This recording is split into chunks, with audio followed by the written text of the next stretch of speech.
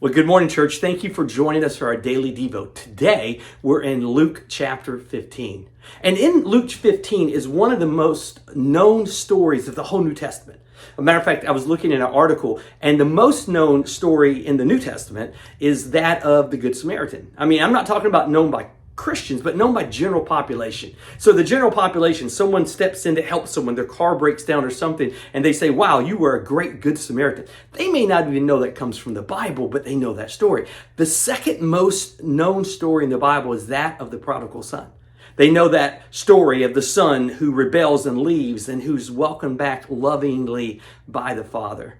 But I don't think they don't know what you know. Matter of fact, if you read Luke chapter 15 today, you can now see the larger context of this story and even how the other two stories connect.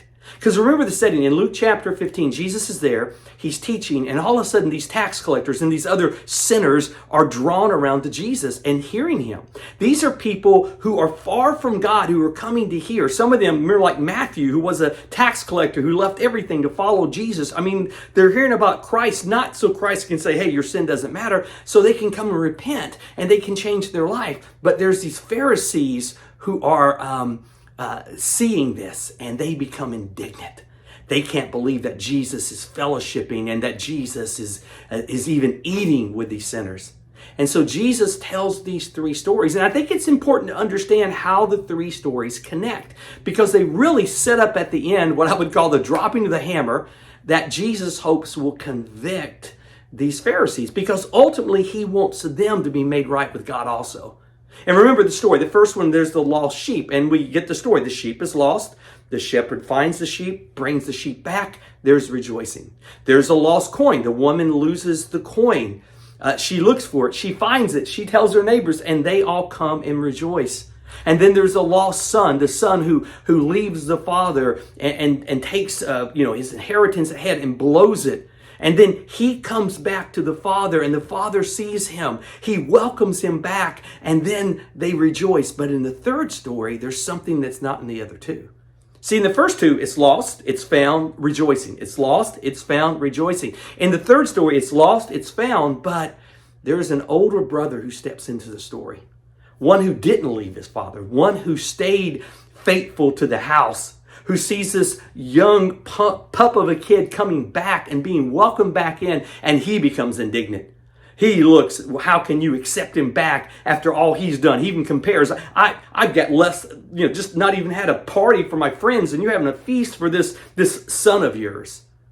And see, Jesus is telling this story because, the third story drops that hammer. I think they're expecting the third story to be the same as the other two. And all of a sudden, that older brother kind of comes out of the, into the story. And guess who he represents? He represents the Pharisees. See, here are tax collectors. Here are sinners that are coming to Christ, and where they should be rejoicing, saying, oh my goodness, those who are lost are being found. Instead, they become judgmental. And you know what? God used this, because we know from church history that many Pharisees became followers of Christ.